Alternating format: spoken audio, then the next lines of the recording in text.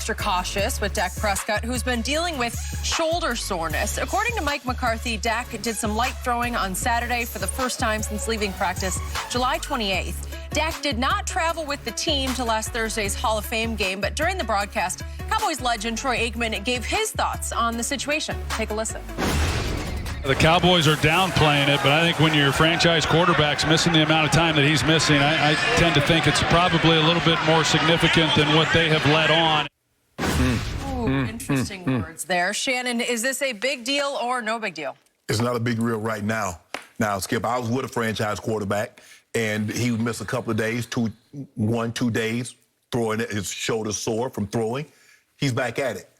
I don't remember John missing 10, 11, 12 days. John Elway. Yeah. I don't remember him missing that amount of time, and I played with him for a decade. What quarterback you've ever played with didn't have a camp arm, like just soreness because you're just throwing too much? Right, you know? Okay, right. I got it. Go ahead. And that's what I tell guys all the time. Running and what you do is fine, but it's nothing like practicing once you get in training camp, the running the routes, the monotony, the legs getting tired, and you got to go do it over again, Skip. So I get it. I think the season starts 1 month from today. Now, Skip, there's plenty of time, a month, but Skip, if this thing drags out another week, another 2 weeks, now I think you're going to be alarmed that here we are, the guy's coming off a compound ankle fracture, and now he's dealing with shoulder issues. You want timing. The quarterback is unlike any other position, Skip. A wide receiver can miss every damn practice, come in the game on Sunday and light you up. A running back can do the same thing. Quarterbacks are not like that, Skip. Quarterbacks normally need timing. They like rhythm. And for me, like I said, it's not a big deal now because they don't have to play this weekend. But this thing lingers another 7, 10 days, Skip. I'm going to have some concern like Troy Aikman is having. Now, Troy, having played the position, knows all things Dallas. Now, he ain't just talking out the cup, out the side of his neck, Skip. No. He's got it from good authority that Dak Prescott injury is more significant than what the Cowboys are telling us. Shannon Sharp. I've been doing this for a long time. I love my Dallas Cowboys. I still believe they're at least going to win the least this year, the NFC least. At least they're going to do that. Right. I don't go any farther than that, but at least I keep telling you they got this. I'm starting to wonder if they even have that. They ain't got that, huh? Dak Prescott is obviously coming off a career-threatening ankle injury that required multiple surgeries, surgeries. And by all accounts, he's 1,000% on course to be ready for the season opener. Right. What has Tom Brady done every offseason that contributes to Super Bowl championships? He's brought his receivers together in Tampa parks during a pandemic just to play catch, just to run little routes, just to get some kind of connection going. And what do you see Tom Brady always do in the offseason, Skip? He always throws with his pads. You've never seen Tom Brady throw to his receivers without his pads because he's getting his body used to throwing with pads. We play with pads. Why would I practice without pads? In the end, Tom Brady believes it's all about the chemistry you develop in the offseason and during camp. Timing and repetition. That will win football games in December and January. Because you know exactly, you did this for a living with John Elway. And let's just stay with John Elway. You got to the point where you knew and he knew where you were going to be. Absolutely. At the split second you were supposed to be there. When you planted your foot to stop, the ball was going to arrive because he trusted Shannon Sharp would be there. The only way to build that kind of connection and rapport and chemistry is to do it and do it and do it some more. With nobody guarding you. You just do it until you can do it in your sleep.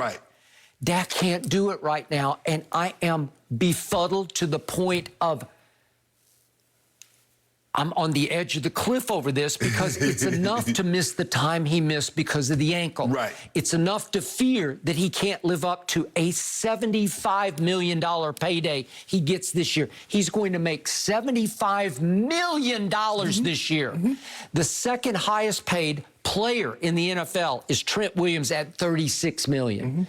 The next highest paid quarterback You have to go all the way down to Brady at 27.5. I want to say it again. $75 million for Dak, 27.5 for Tom. He's the second highest paid quarterback. Right. Now, again, this is front-loaded because he got his big bonus up front, but he will make a grand total of $75 million to do what? Can he even play? I don't know. It got so bad yesterday, they said he was throwing light objects in practice, as in, I don't know, Nerf footballs, ping pong balls. So what did they actually throw in the game? Light they throw objects? NFL footballs in the game. So what is a light object going to do for me? And that's what they do if you coming off rehab, after you coming off surgery. Yeah. You coming off shoulder surgery, rotator cuff or labrum, they have you throw light object. Light objects? We won from the season. I saw him throw one pass via Todd Archer of ESPN, and it was like a push pass, a little push pass to a running back, looked like he shot-putted it, so he didn't have to use whatever was wrong with his arm. Right. It was originally reported as a torn muscle. Then it became a strained muscle. Then our man Jay Glazer said it's more of a baseball injury, said this ahead of Thursday night's game, and that the Cowboys had to seek counsel from the Texas Rangers baseball team to find out how their medical staff treats this kind of injury. It's some kind of lat tear or pull. Okay. In all my years, I've been covering back to Don Shula's Dolphins and Chuck Knox's Rams here for the LA Times in LA. In all my years, I have never, ever heard of a football quarterback suffering a baseball pitcher kind of injury. Have you ever? Not from a lat. No. Okay, no. like some kind of torn. No. How did this happen? How could this begin to happen? And remember, the football motion is much more natural than the baseball pitch because my man Tom House, my friend who teaches Brady and counsels, obviously, all the great quarterbacks down through the ages. Because the baseball skip, a football arm is not going through the torque as a baseball arm. When Tom House was the pitching coach for the Texas Rangers, what did he have his pitchers do on their off days? Throw footballs, and everybody laughed him almost out of the league over that. Right. But he said this motion, because remember, you're going to turn with the football, you're going to make it spiral. You're going to turn your thumb under this way to make it spiral that way, right? With the baseball, you're going to do that, or you're going to do that, or you're going to do that. The football skip is just one motion. Just one motion. You got so many pitching motions to throw so many different balls, the curveball, the slider, the changeup, the breaker. So it's highly unusual that to throw a football would tear a muscle or strain a muscle in your arm. And I'm saying, how could this happen to us? You know, to the Dallas Cowboys when it looked like they finally had gotten their injuries behind them. Now, this is not only mysterious, but it is completely maddening to the point of pushing me over the cliff that you can't throw it all. So Amari Cooper's been out, as you know.